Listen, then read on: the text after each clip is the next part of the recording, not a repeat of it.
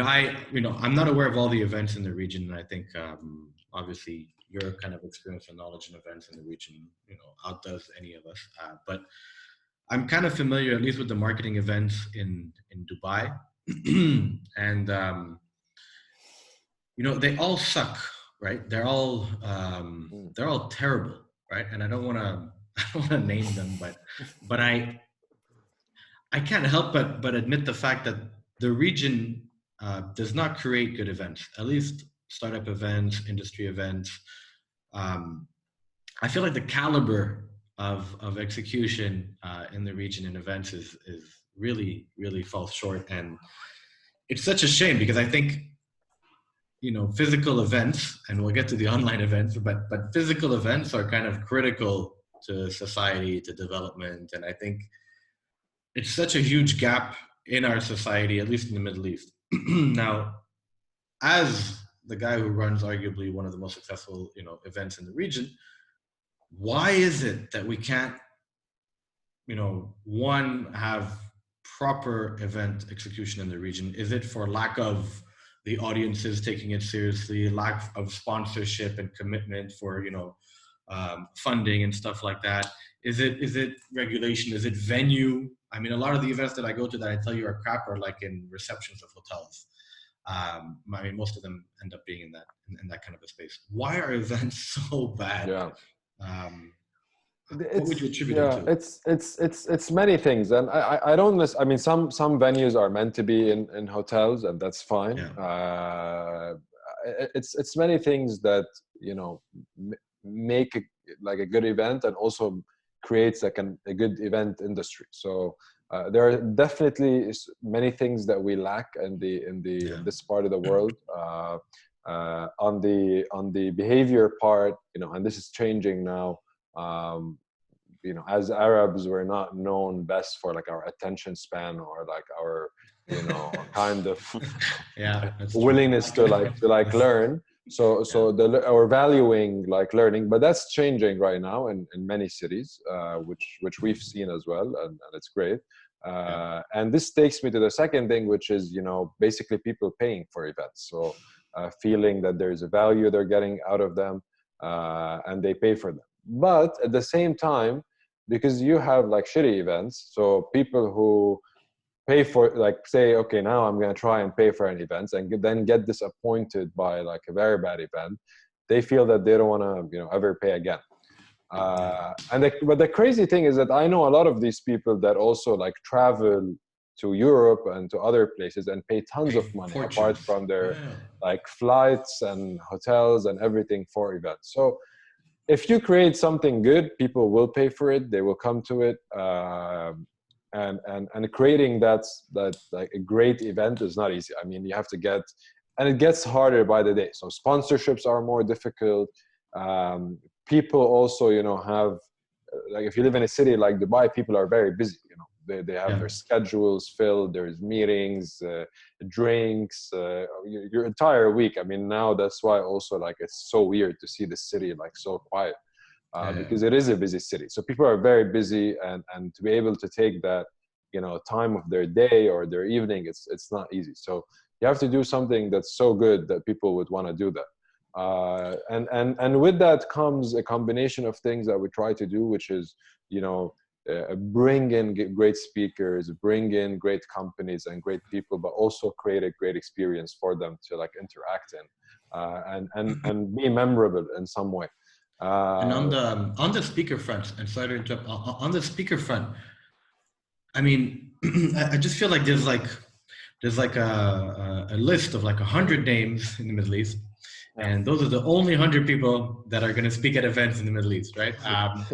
And it's literally it's always these people, and maybe it's because it's the only guys or girls or women that are kind of open to speaking and accessible. Maybe it's not their fault, or maybe it's not the event's fault.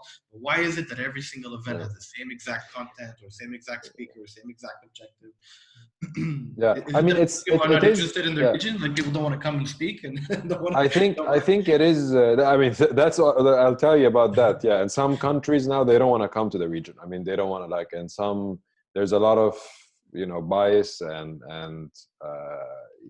they view like the region a very bad image, like they don't want to come. Sure.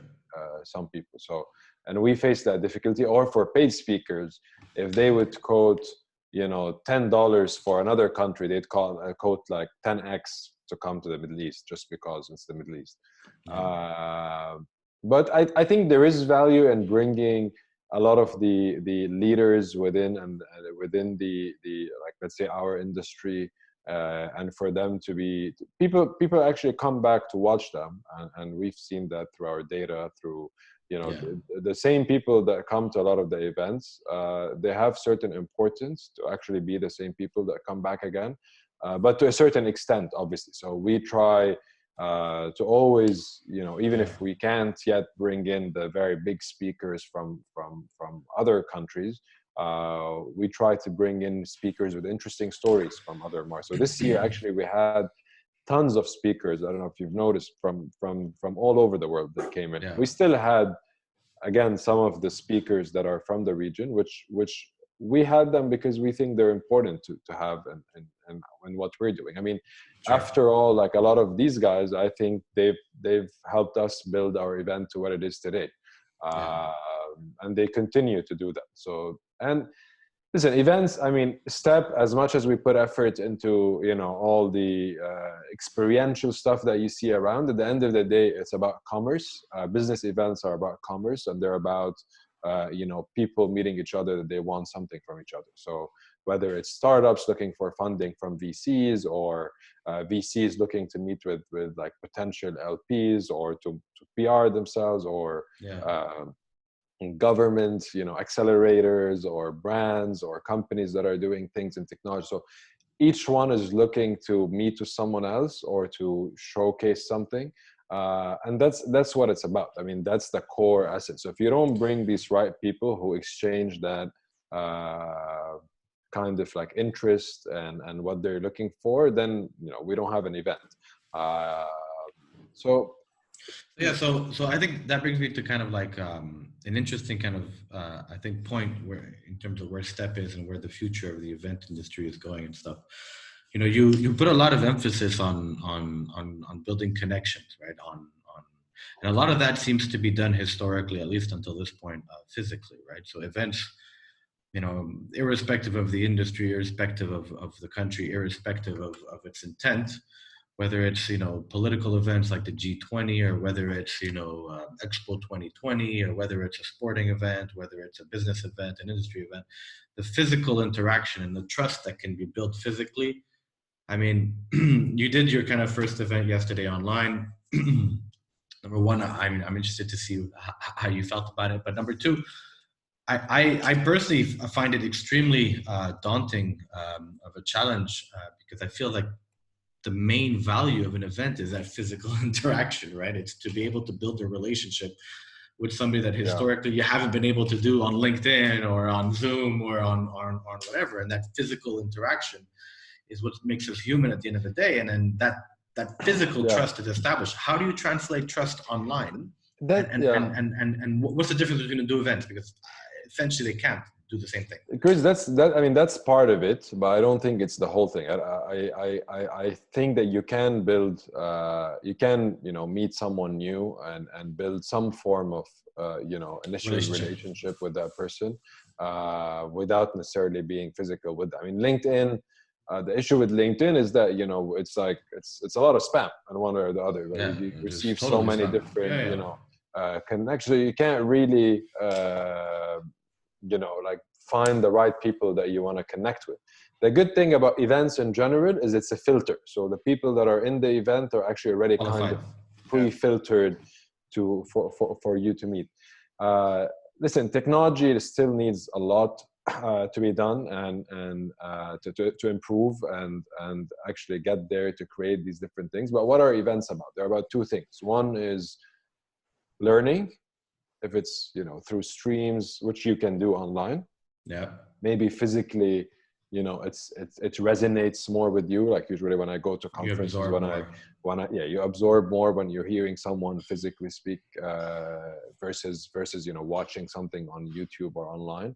And even online, by the way, it resonates more with you if something is live versus if something is pre-recorded. Sure. And if you're watching that thing and interacting on the subject with people or not.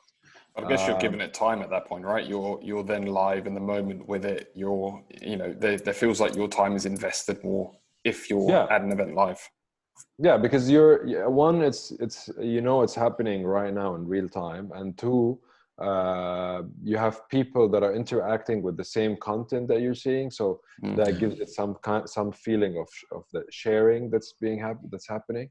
So one is learning, and the second part is you can call it like networking / meeting. You're like people meeting with each other, and that can also happen online. If anything, it can happen much better online. The thing is that I love physical events and what they bring, but if you like, physical events are extremely inefficient in many ways. You know, we build massive stands and structures and different things and print so much, and all this gets trashed away after the event.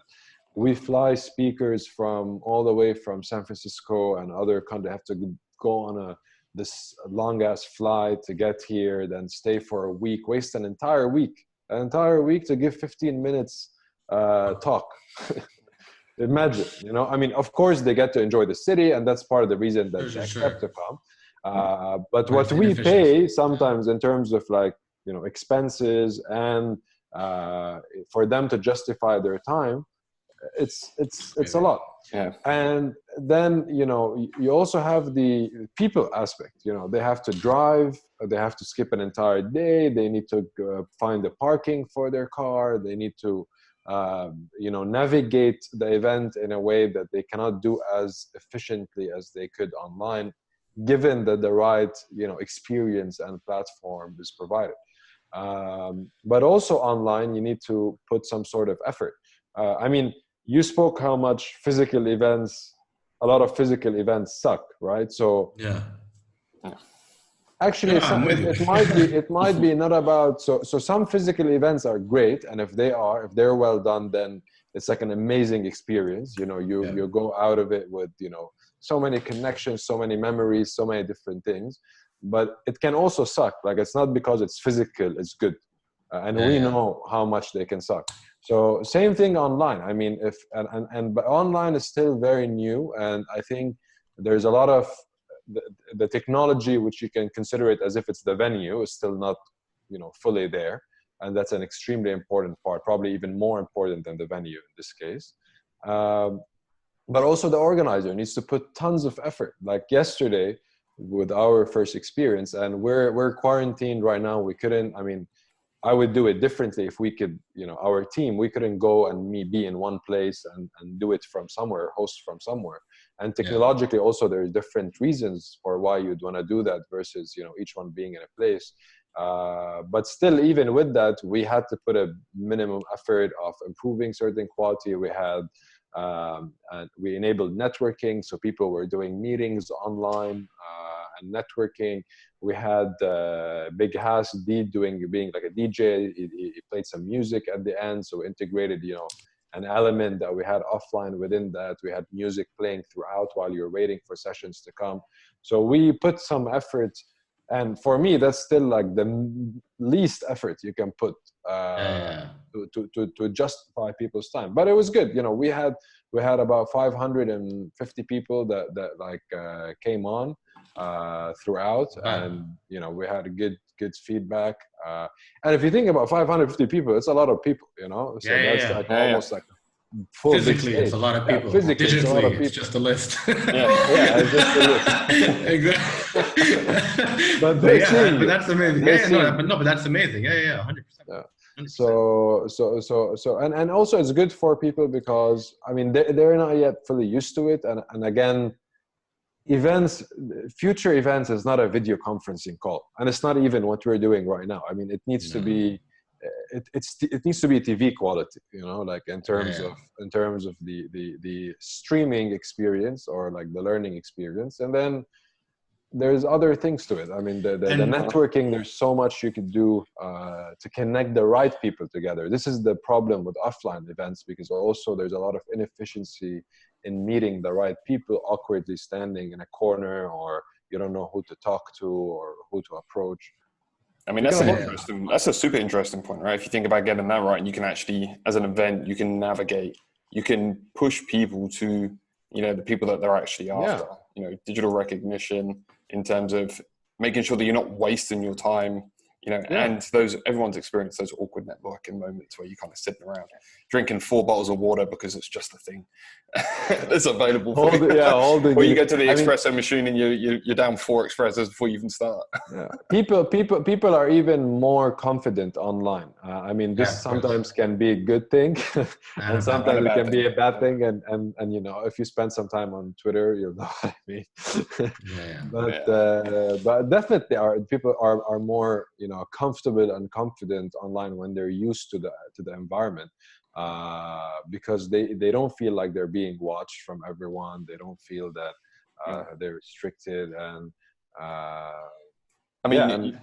you said about one of the challenges was people's attention span, and people having short attention spans in this part of the world, especially when it comes to being online.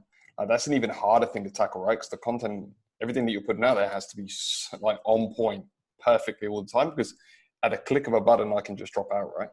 So there is you can just move to something else. So it needs to be very capturing, it needs to be very interesting. Because the thing is, in physical events, you see in a lot of boring talks, you see people on their phones, of course. So with online, you can just go to something else, and no one will realize if you were there or you left.